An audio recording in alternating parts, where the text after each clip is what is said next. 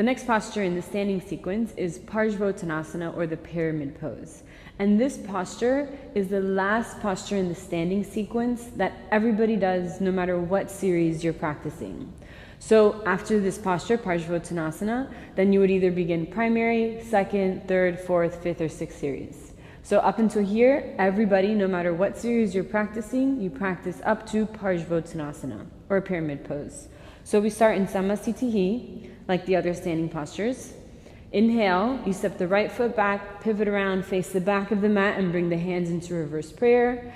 Exhale, fold over the right leg for 5 breaths. 1, 2, 3, 4, 5, full rounds of breathing. Inhale, come up, pivot around to the front. That's all in the inhale. And then exhale, fold over the left leg. 1, 2, 3, 4, 5. Inhale, open to the side, release the hands. Exhale into Samasthitihi. Okay, so let's break that down bit by bit. First, with the arms, the arm position. So you bring the arms out to the side, internally rotate the arms to bring the hands into reverse prayer. And you can bring the fingertips together first at the lower part of the back, and you slide them up.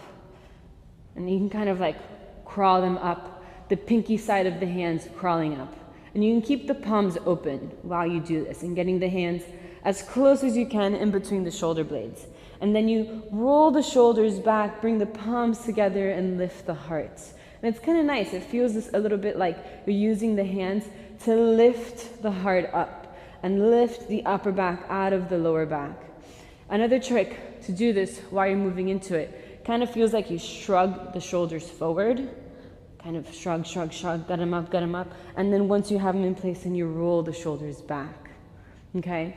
This is really deep for the shoulders. Like there's even sometimes where my shoulders are tight and kind of cranky, and that doesn't feel good because then I start to get some pain in the wrist because the shoulders are tight, and then it starts to move that rotation into the wrist. So when that happens, I just bring the fists together. We're still bringing the shoulders into internal rotation, and just bring a gentle fist together, like that. And same thing, roll the shoulders back and down, lift the heart. Another option you can do is just grab onto opposite forearms. So it's all accomplishing the same thing, internally rotating the shoulders and bringing the arms behind the back to help you get that little lift from the heart before we go into the forward folds. So now let's look at the forward folds. I'm going to do the left side. And first we'll take a look at our feet. It's a very similar stance as Trikonasana B. So you can look down and you can either have the heels in one line, which is a lot for the hips. It's going to cause the hips to need to rotate a lot to move into the posture as you fold over the left leg. So if you feel any like locking or tension or kind of holding back from the hips, then take that right foot or the back foot and move it out to the side a little bit, so that the feet are on 2 parallel lines, or rather the heels are on 2 parallel lines. The front foot, the toes are pointing forward. The back foot, you're at 45 degrees. Some say, I've been told, to bring this foot all the way into 90 degrees, but that sometimes doesn't really feel so good on my knee. So I kind of like to bring it a little bit more in. So you can play around with that.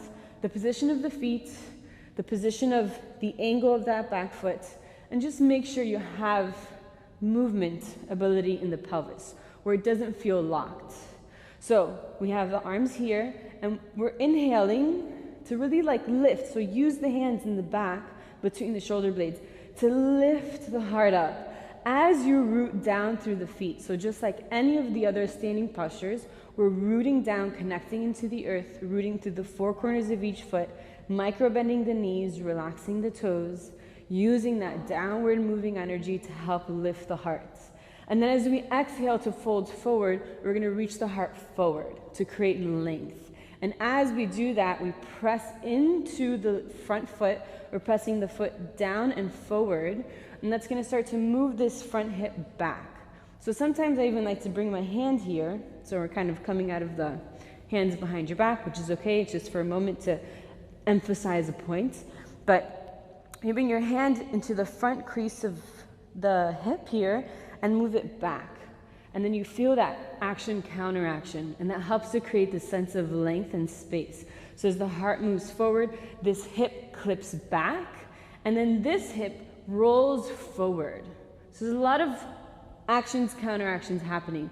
The heart is reaching forward, the foot is pressing down and forward, this left hip is clipping back, and this right hip is rolling forward and down. All that's happening, and that's bringing you into the posture. So you're here and you're folding down as far as you can go, as far as it feels comfortable on the hamstring. So you're here with the hands behind your back and you relax the neck. You can gaze towards the toes, but if that's straining the neck, gaze towards the shin. And you're squaring the shoulders over the front leg. So as you're folding forward, you're sort of moving into a little bit of a twist to bring the chest evenly over that front leg. So you're twisting a little bit to square over that front leg. And once you're at the bottom, you check in with the feet. We tend to forget about that back foot in this posture, so really make sure you're pressing that back foot back and down into the floor. So you're pressing through the outside edge of that back foot. And you want to evenly distribute the weight between the front and the right foot, because if you favor one foot or the other foot, that starts to bring the pelvis out of alignment. So press evenly down through both feet, draw the lower belly in, and fold evenly over the front foot. And that kind of gives you a sense of the pyramid. This is the pyramid posture, so it's like evenly pressing through both feet so that you can be in the center and stable through the pelvis, instead of kind of like leaning into one hip or the other. And then to come out of it, you press through the feet, draw the lower belly in, and lift the heart. So same as in the Parsvottanasana, you don't want to come up like that. You want to come up by pressing through the feet. That initiates the action of coming up, dropping the tailbone slightly, and keeping the heart open. Good. All right. And then when you're done, back into Samasthiti, and then you continue through whatever series you're working on.